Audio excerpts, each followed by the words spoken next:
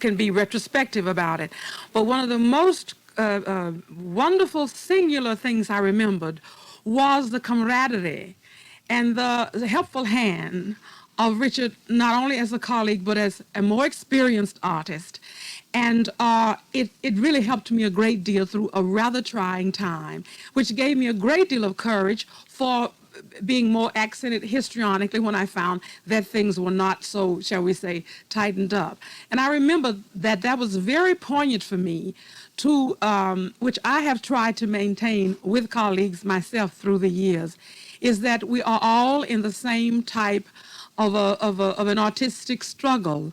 And it is possible to be very gemütlich and kind to one another, because on the stage we all have different things to do. I remember that most poignantly, that he was very kind and very strong at a very tender moment in my life and career. And especially in that opera, because there's so much physical action. You have to push him up a ladder, up into the upper level of Act 2, and there's a lot of difficulties. Well, he pushed me up the, shall we say, the ladder of good feeling about operatic experiences early, you know, with a great deal of responsibility, which was quite overwhelming for me at the time. Yes, and you've probably learned that more can be done with good camaraderie than fighting or Indeed. bickering or whatever else goes on backstage. Exactly. Now, there were some other very auspicious occasions that you shared with Richard Tucker. One, I believe, was his very first Manrico in Il Trovatore, December 11th, 1963, with Thomas Shippers conducting. Yes. And it's a role that, of course, you had made your debut in which you had made your own immediately. Do you have any recollections of Tucker singing his first Manrico? Was there a lot of nerves involved? Yes, I would like to say this time one of the most poignant things about Richard in my shall we say, my whole personal feelings, even now. There are a few people in your life who inspire you, inspire you for certain types of positive things to use in a career. I think of him as a positive king of longevity in a career. There are a few sopranos whom I feel the same way, very few. But in regards to someone who had an instrument as delicate as the tenor instrument is, to have been so wise in his choice of things. I remember particularly that the Manrico that I did with him earlier was a choice that he was doing different roles in the stages of which he thought they were best for him at the particular time of his career. And I learned a great deal by that.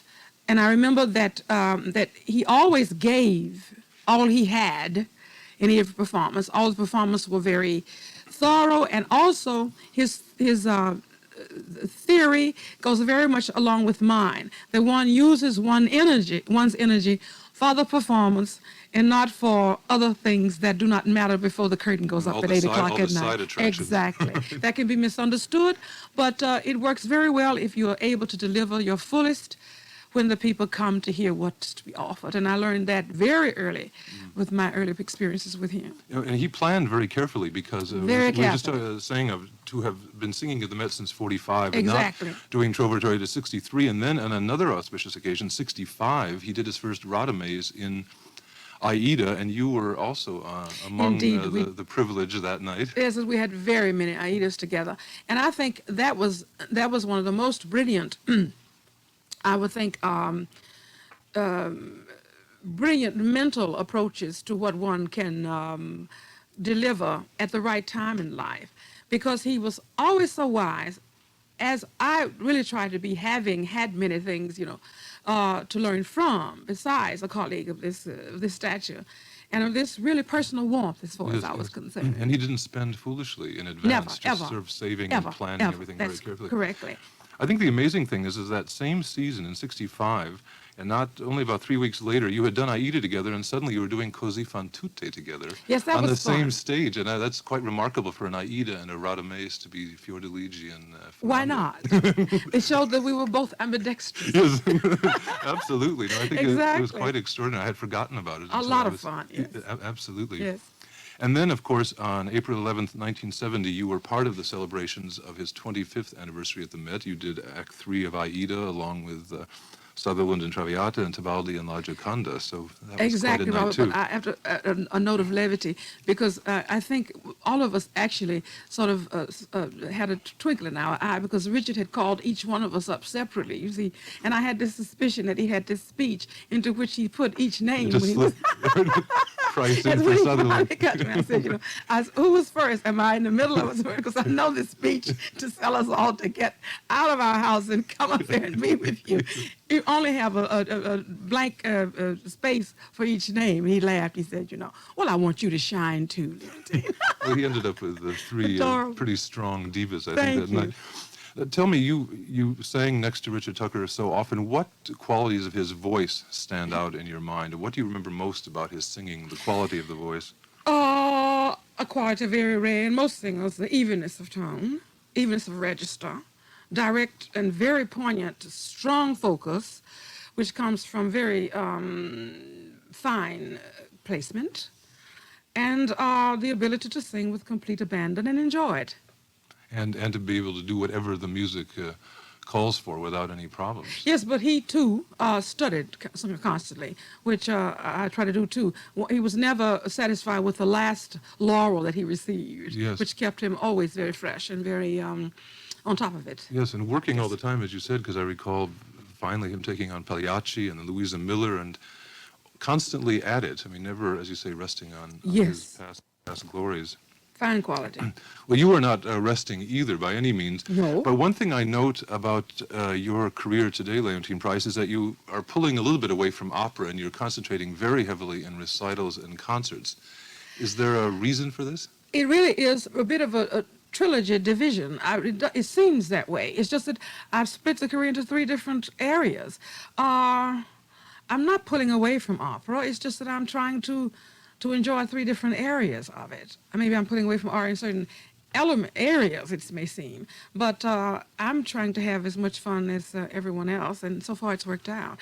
Also, it has accomplished something in a type of hope, type of longevity in my personal way of handling my career, which is apropos to what I spoke about with the Tucker.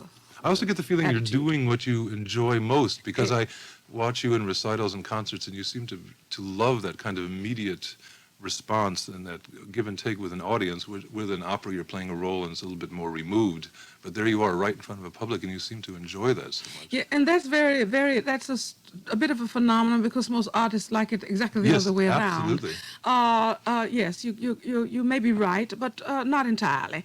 It's just that it's one of those rare things that happens. I have a great affinity for being totally, in direct contact with the audience, which I enjoy. And it must be a great thrill to go to places like Salzburg and Vienna, where the song recital was literally invented, and come away and reap such honors from the critics and from the public. I mean, that must be doubly thrilling. It is chauvinistically American, as I am. It's a very special thrill for me to be accepted in that particular esoteric area. Yes. You've been so greatly honored in your country here, and honorary degrees, Grammys, awards, and now on December 7th, the John F. Kennedy Center for the Performing Arts are giving their 3rd annual awards, and you are among wonderful company with Leonard Bernstein, James Cagney, Agnes DeMille, and Lynn Fontanne for artistic achievement. How does it feel to sort of arrive at that state of being a national monument, which I think you've become among us? Is it a little bit frightening? Well, you're more than gallant. Well, you just want to burst out singing. I feel terrific about it. On behalf of my beloved parents and all my beloved friends, including the dear one we're talking about today and honoring, I feel very proud and very honored to be so noticed. So appreciated and noticed. Well, tonight you're bursting into song for the cause of the Richard Tucker Foundation, and I'm thrilled that you were able to be with me here at these microphones. Thank you very much, Leontine Price. It's my pleasure. Thank you. I have at the beginning of it, the condition of where you want to be at the end, and work it from that angle. In the case of Verdi, not very difficult, because Verdi writes so extraordinarily well for each character that everyone gets their own place in the sun. So it's not as much a blood and sand outfit as it can be in other operas that are more, shall we say, totally bel canto. And if you understand where your characterization fits into the overhaul situation and study along the strand of where it fits in, and Verdi writes so brilliantly that it's almost done for you. But the extra work that you put in should be, mentally, I think, not just vocally, mentally along that line. And if you use to do your work and pace yourself, that is not cheating. It is just to give this consistent, good quality the whole evening. I think it is. People have wondered if your prima donna albums, which have given us such a range of material, were used as maybe tryouts for possible roles that you might want to do, or how did you select them? I said this on the radio when I played the Costa Diva from Norma, which we just heard tonight. I said I felt that right now, in terms of the power that you have, the agility that you have, and the timbre of your voice, that you would be the ideal Norma. And I wanted to know, are you, or were you, have you, or will you ever be flirting with the idea of doing Norma? Because I think that would be fabulous. I think you're very kind, Bill, and I thank you for the compliments. I don't agree with you at all. I have an instrument.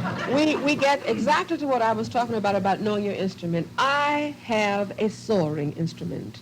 Yes. I have an instrument that is not a cutting edge. It is a dark, sensual, warm sound. It is a part of my own type of personality. Any time that it has gone against this, it is not right.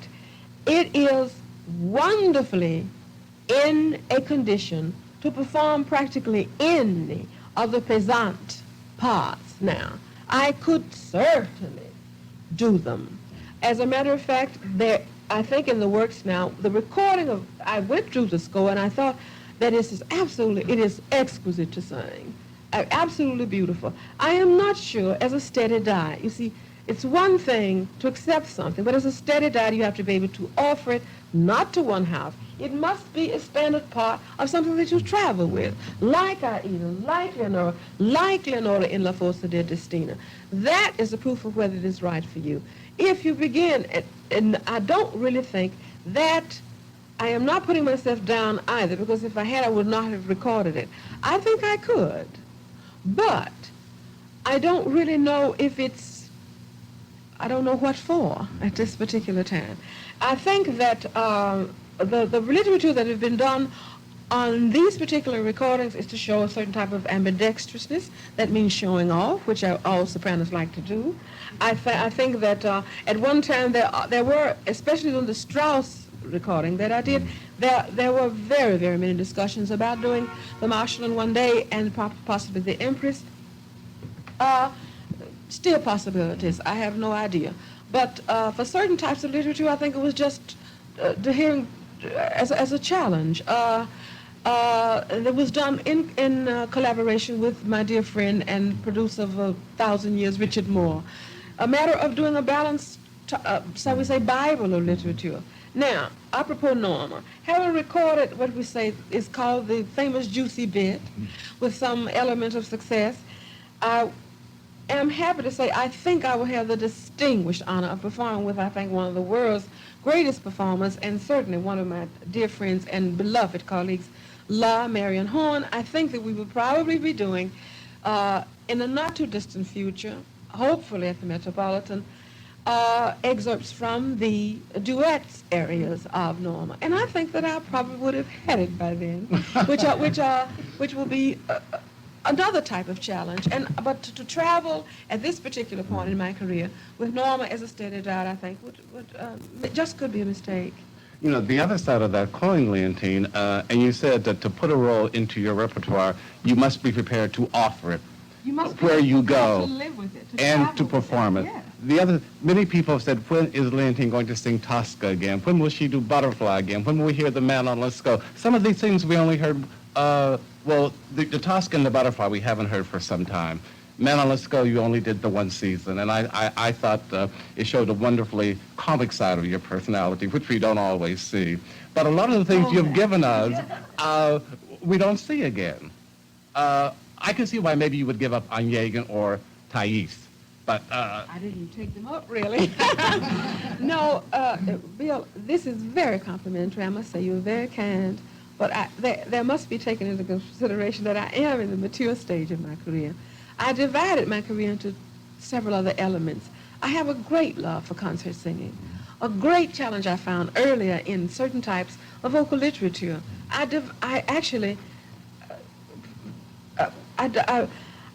think that the voice is a very in certain elements bravura opera instrument, but I didn't think that was all of my capabilities. That's all. And now I did Tosca successfully. I enjoyed it, and then you get on with something else. I'm going to ask you one more question before we pause to let somebody else ask something.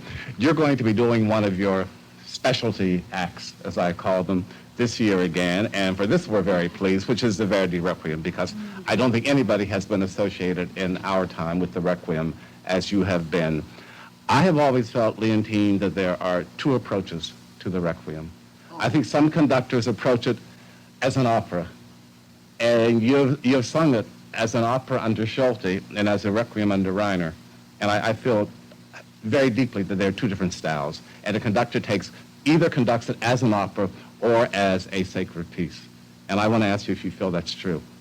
Bill, that's your personal opinion. I don't agree with you I don't agree with you at all. That's pinpointing. You see, you are reducing two geniuses, I think, in many senses of the podium, and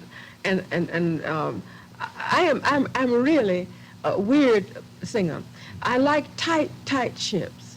The tighter the challenge, the more I like it. There's nothing more exciting than singing with people like Schulte in the Chicago Symphony, or Reiner, or von Karajan, or it's Zubin in the Israel Philharmonic. I like tight ships. I think that you're pinholding something that may not be quite right. I found Maestro Schulte's interpretation about one of the most religious I'd ever encountered. It could have been because it was so wonderfully bravura, and it was so, to me, to be on that area, so it was like second nature. His conception is so polished, so I don't know of any conductor that I've been in that did not have a very personal, but never one without a rather almost Hollywood view. Maybe it's because I see their faces in the rehearsals and I see their own personal expressions, and I can tell you there's not one phony minute in it. Personally, I see it as a combination of what I hope that Verdi intended it. Expression, a powerful expression, which may be, religion can be, a religious feeling, and a deep emotion doesn't always have to be innish or introspective. It can also be volatile. Felt differently by different people. Yeah. I didn't mean either one was wrong, but for example, Leontine, Bruno Walter saw Mahler much differently than Leonard Bernstein sees Mahler. Well, isn't that what art is all about? No, that's what I'm saying. Yeah. But you can't. I mean, that's why it's the only thing that's left that's really functioning in a non-computed way, shall we say? It's ever growing because of that gets back to my key word for the young artist, a very, very special attention to individuality. And I think that all conductors, every conductor that I've had may have a different approach to tempi, but I don't think any of them... That's where it comes in. That's where it comes in, yes. You have that impression, really? And I'm not wrong. I know this. Well, I'm not arguing with you. Many people... I'm not arguing with you. Schulte's tempi are quite different from Reiner's. Well, isn't that wonderful? Yeah. Yeah. Wonderful. Yes, exactly. It's exciting. One of the things also that I think is very if I always told, even I have colleagues who ask me, you never get in trouble with conductors. And I told this we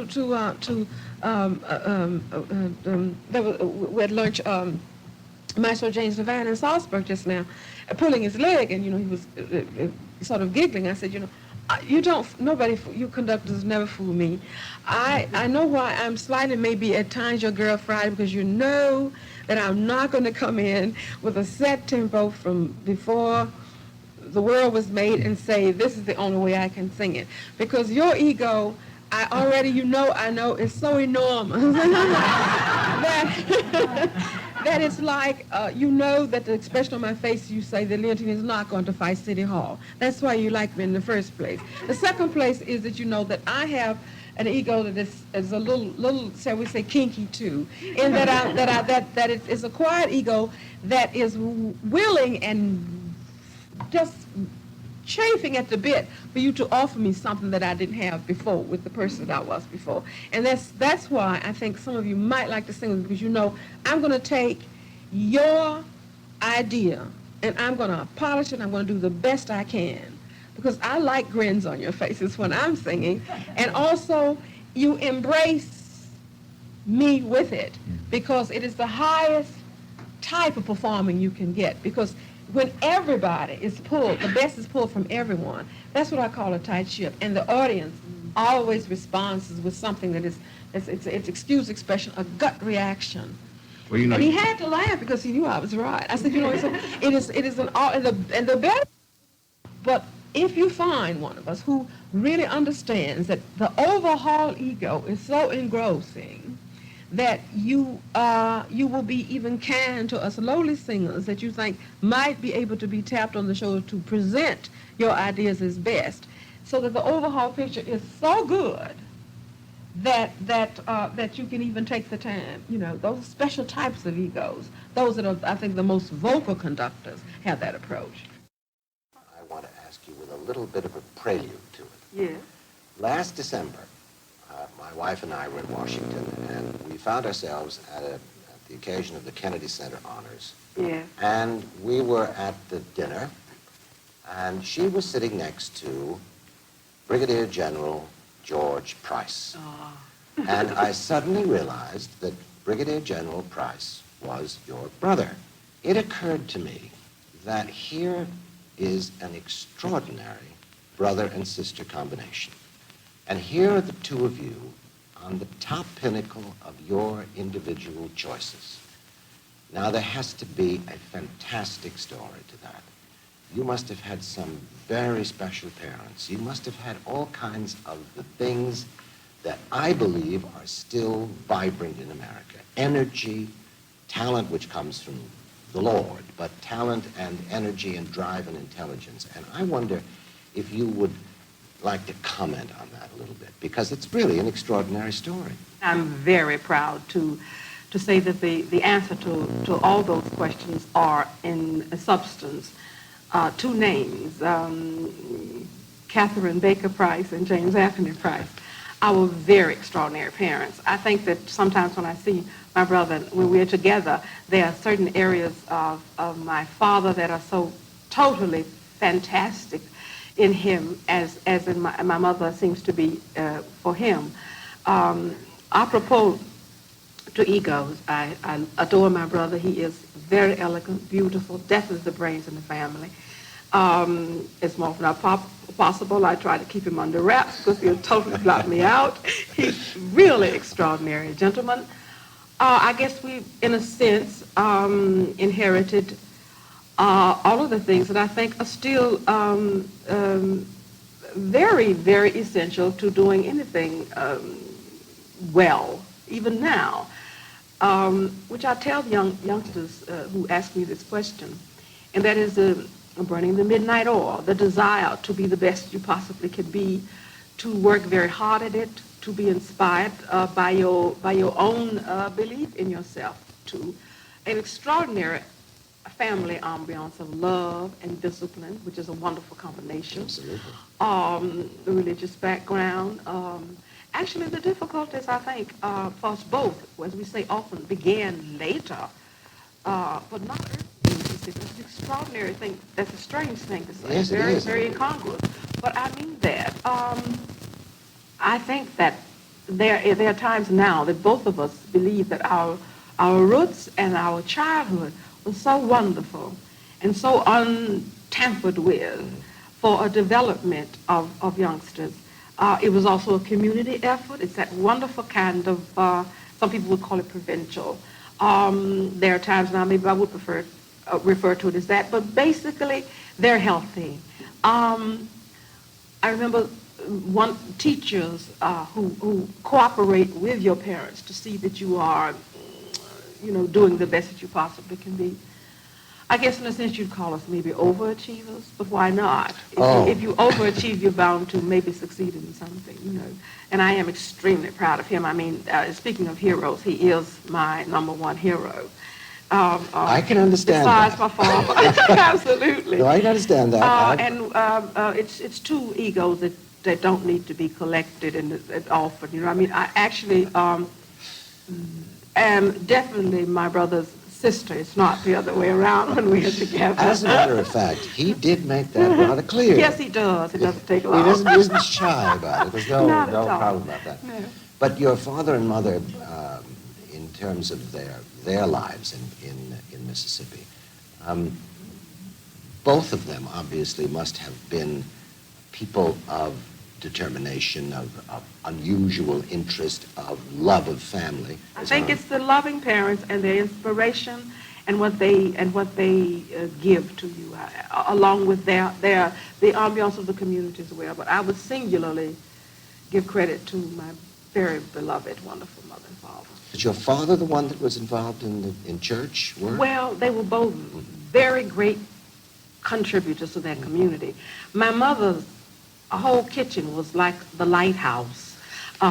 She was a beaconing light. I don't know to this date how she did everything that she did in a given day.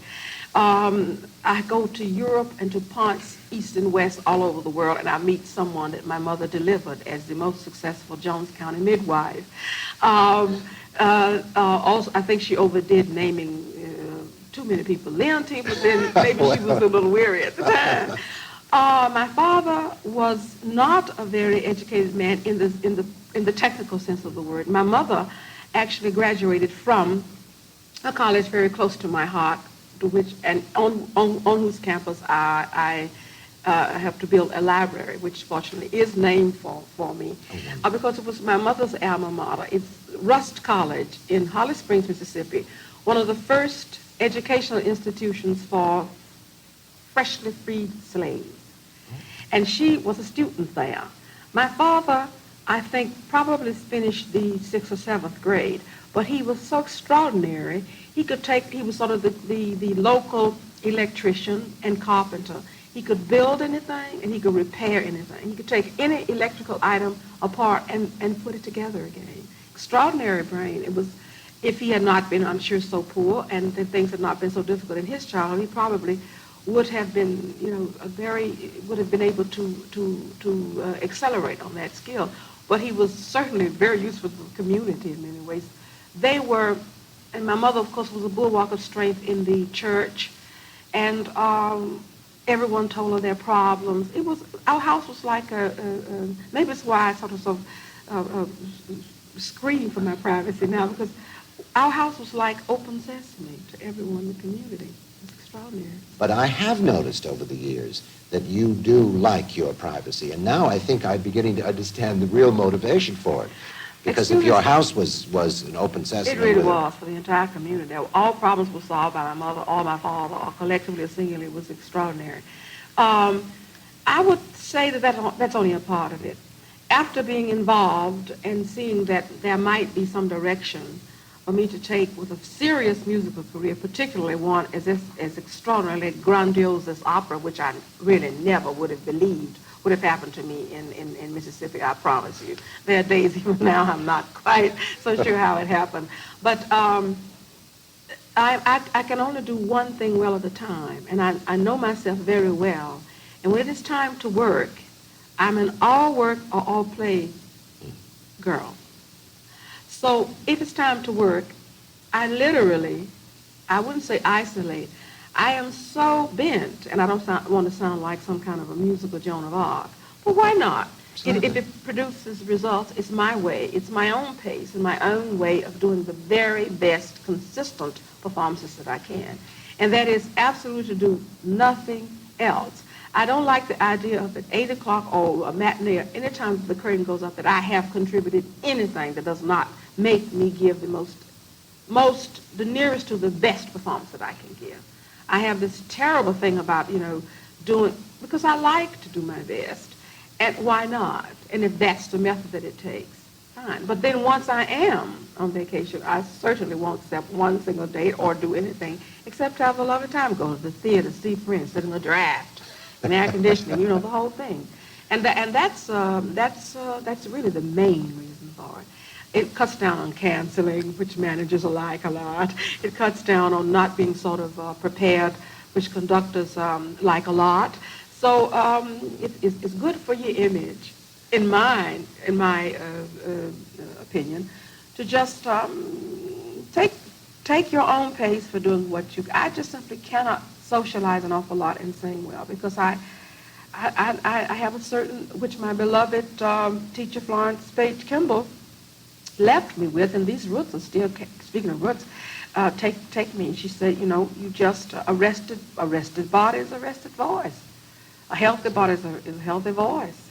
You discipline your life so that when you're working, and yes. That is a responsibility, and that's a responsibility you keep and you care about. It's the reward for any element or instant of hard work that you put in.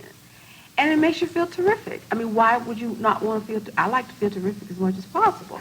First, to see a delirious joy performing is something that will always get you out. Now, that means that's involved with the fact that you really, as the kids say in the vernacular, dig your own talent, dig your own voice.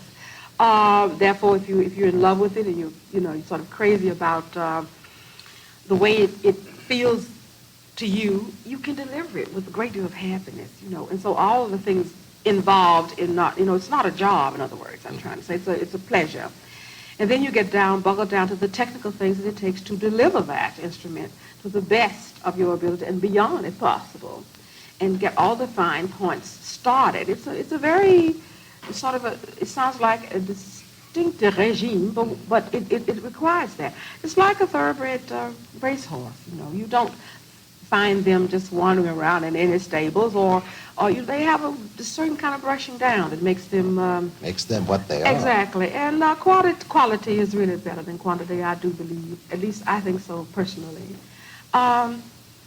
I'd like to try to be magnanimous when I start that too. And as long as the light is on you and you are really warmed very much still by it, and thank goodness in my case, just a little, till now a bit more. It's doing fine. Fine, thank you.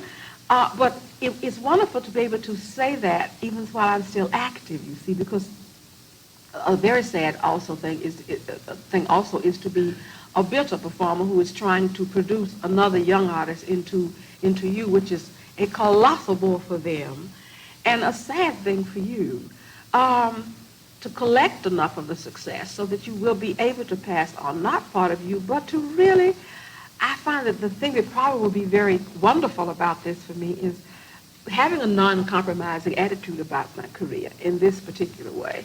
I have no children. I borrow mine from my brother, borrow his from my brother. But technically, I believe that at this stage, coming another dimension, because I feel I'm on the brink of another dimension in my life, and it's very important to know that you're having those vibrations, because you can prepare for it, rather than have it meet you head on. And I think that I probably would be a mother, a sister, and all the things that Miss Kimball was for me. That's the kind of teacher I'd like to be.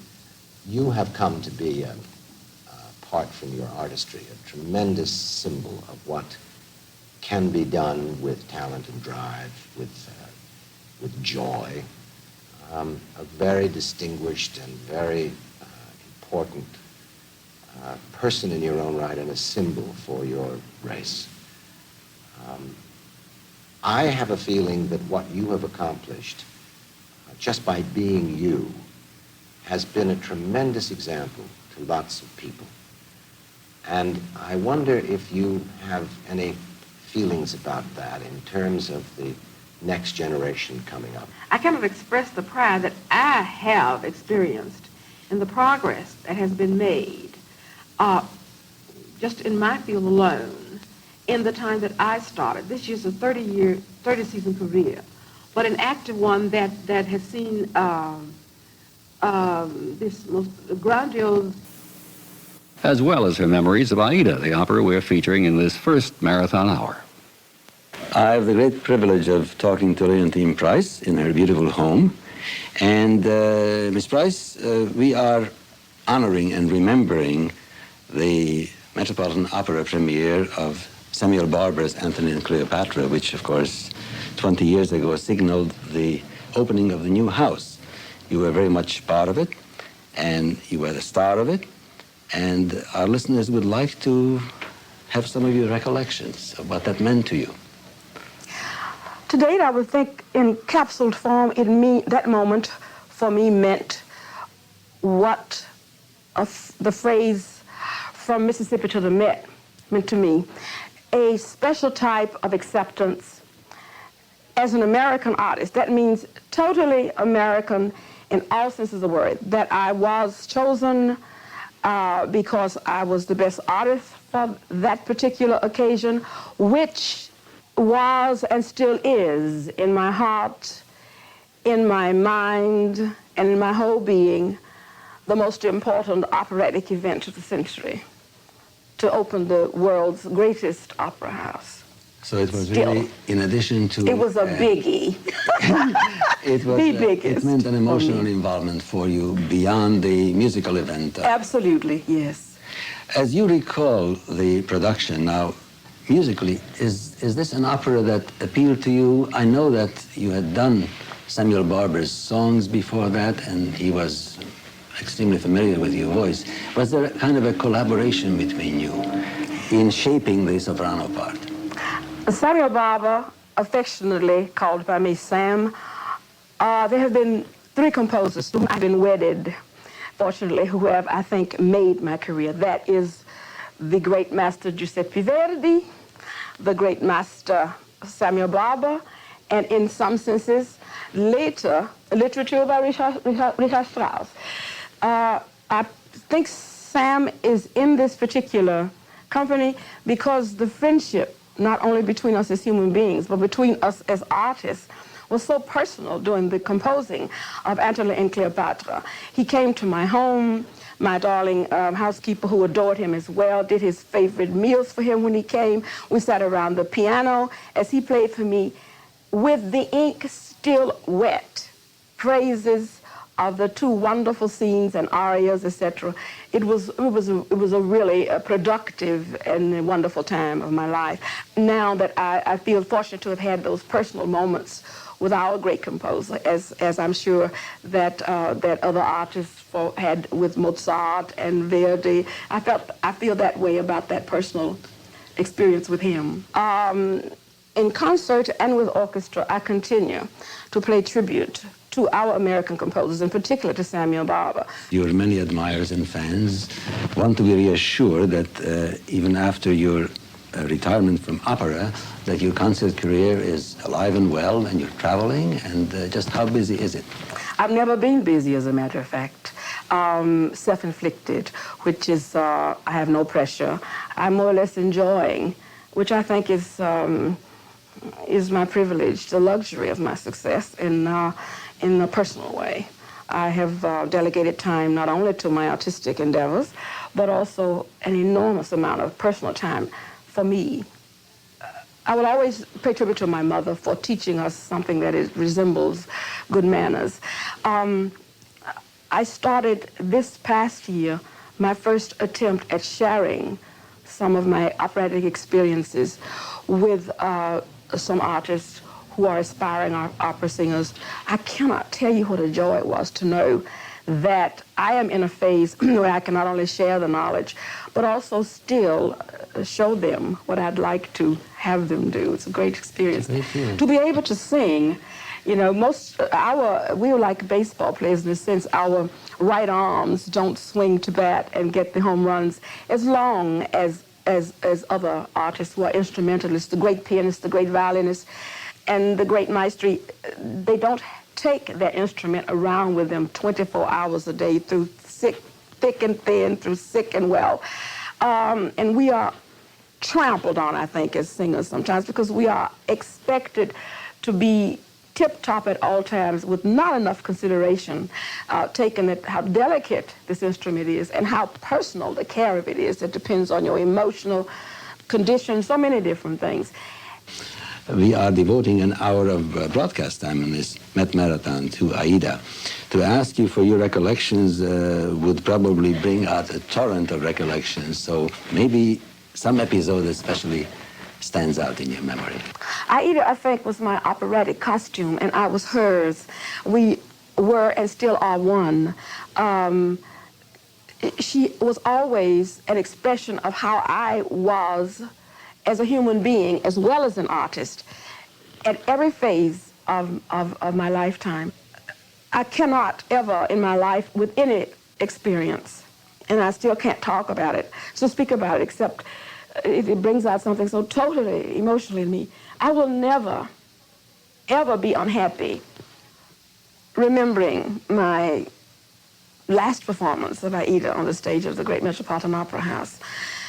I will never be confused about who I am because of that. I will never be intimidated by anything artistically. I will never be unhappy as long as I have a mental flashback to the substance and the torrents of love that I felt, which are enough for the rest of my life.